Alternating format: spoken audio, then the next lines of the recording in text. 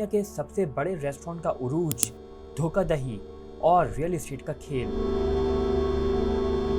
ये तो आप जानते होंगे कि मैकडॉनल्ड्स दुनिया की सबसे बड़ी रेस्टोरेंट चेन है, जिसके 40,000 से ज़्यादा रेस्टोरेंट्स 120 ममालिक में फैले हुए हैं। आप जहां भी जाएं, ये सुनहरे आर्च हर जगह आपको नजर आते हैं और अब तक मैकडॉनल्ड्स 300 अरब से ज़ायद बर्गर बेच चुका है। लेकिन क्या आप जानते हैं कि मैकडॉनल्ड्स के असल बानी मैकडॉनल्ड ब्रादरान से उनकी कंपनी छीन ली गई थी। ये कहानी एक छोटे से ड्राइव इन रेस्टोरेंट की है, जिसे एक मशीन सेल्समैन ने एक आलमी फास्ट फूड एम्पायर में बदल कर रख दिया।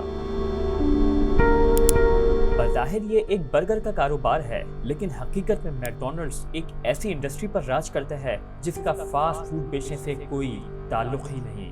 वो क्या है, ये हम आपको आगे चल के बताते हैं। ये एक तरफ तो एक मुतासिर कुन कहानी है, जिसमें एक शख्स ने नामुमकिन हालात में एक सल्तनत खड़ी कर दी, लेकिन साथ ही ये कहानी धोखाधड़ी, फरेब और बेशुमार स्कैंडल से भरी हुई है। यहाँ तक कि एक वक्त ऐसा भी आया कि मैकडॉनल्ड्स का सामना अतालवी माफिया से हुआ। तो तैयार हो जाएं, क्योंकि ये कहानी आपको चौंका कर रख देगी। हम मैकडॉनल्ड्स की हिला देने वाली तारीख के सफर पर निकल रहे हैं।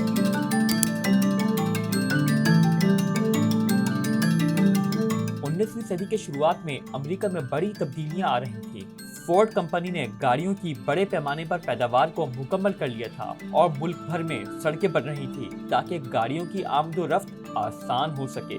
लेकिन गाड़ियों के आने से सिर्फ सफर का तरीका नहीं बदला, बल्कि लोगों के खाने का अंदाज भी बदल गया।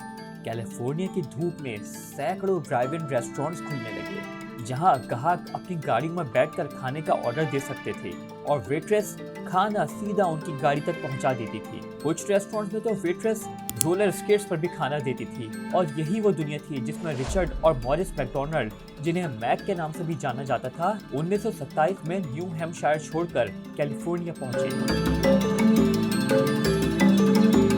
शुरुआत में तो दोनों भाइयों का रेस्टोरेंट का कोई इरादा ही नहीं था, बल्कि वो तो फिल्मी कारोबार में जाना चाहते थे।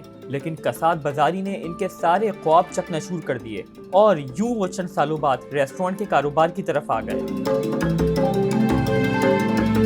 1948 तक मैकडॉनल्ड्स ब्रादरान ने एक बड़ा फैसला किया। इन्होंने अपने रेस्टोरेंट को बंद कर दिया और एक नया सिस्टम मुतारिफ कराया, जिसे इन्होंने स्पीडी सर्विस सिस्टम का नाम दिया। इस निज़ाम ने फास्ट फूड इंडस्ट्री में एक इनकलाब बर्पा कर दिया। इन्होंने मेन्यू को कम करके सिर्फ चंद अशिया तक महदूद कर दिया। बर्गर, चीज burger, French fries, milk shake और कोका कोला। इन्होंने अपने इस स्पीडी सर्विस सिस्टम में हर चीज को इस कदर मुनज़्ज़म किया कि हर ऑर्डर सिर्फ 15 सेकंड में तैयार हो जाता था। ये निज़ाम इतना कामयाब हुआ कि दूसरे फास्ट फूड चेन्स जैसे बर्गर किंग और टैको बेल ने भी इनकी नकल की। अब यहाँ दौर शुरू होता है 1954 का। रे क्रोक, जो एक मिल्क शेक मशीन सेल्समैन था, मैकडॉनल्ड्स में दाखिल हुआ। उसने मैकडॉनल्ड्स ब्रादरान के कारोबार की सलाहियत को पहचाना और उनसे मुआहिदा किया कि वो मैकडॉनल्ड्स को पूरे अमेरिका में फैलाएगा। लेकिन मैकडॉनल्ड्स की हकीकी कामयाबी का राज सिर्फ फास्ट फूड में नहीं था। तो आखिर ये राज था क्या, ये हम आपको आगे चल के बताते हैं। लेकिन उससे पहले हमारे चैनल को सब्सक्राइब करें और बेल आइकॉन पर क्लिक करें। मैकडॉनल्ड्स का असल राज और रियल एस्टेट की सल्तनत। जैसे कि हमने वीडियो के शुरू में मैकडॉनल्ड्स के रियल एस्टेट से जुड़े खेल का जिक्र किया था, तो यहाँ उसी का जिक्र दोबारा से शुरू करते हैं। रे क्रॉक ने मैकडॉनल्ड्स को एक नई बुलंदी पर ले जाने के लिए एक जबरदस्त हिकमत अमली अपनाई। 1956 में इसने फ्रेंचाइजेज रियलिटी कॉर्पोरेशन बनाई, जो मैकडॉनल्ड्स रेस्टोरेंट की जमीनें खरीदती और इन्हें किराए पर देती थी। ये एक आम रेस्टोरेंट का कारोबार नहीं था, बल्कि रियल एस्टेट का एक बेहतरीन मॉडल था।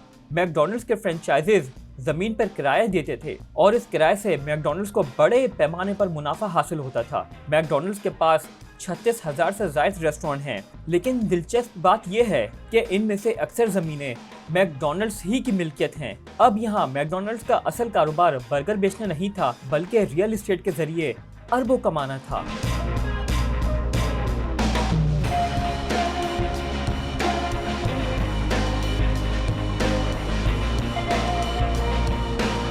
अब गुजरते वक्त के साथ साथ मैकडॉनल्ड ब्रादरान और रे क्रॉक में ताल्लुकात खराब होने लगे।